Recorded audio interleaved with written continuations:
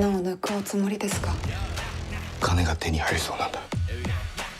必ず戻る。これより皆様に参加していただく遊びの名は孤独。手段は問いません。木札を奪い合うのです。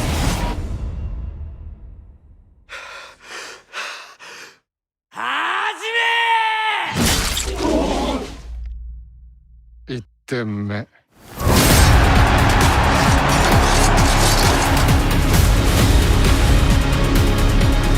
生き残る気はあるか？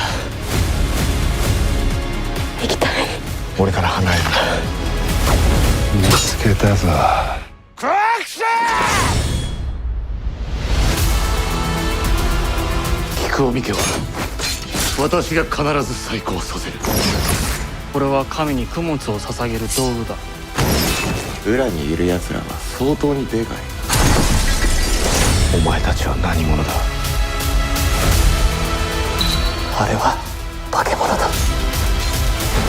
もうすぐ全て滅びる。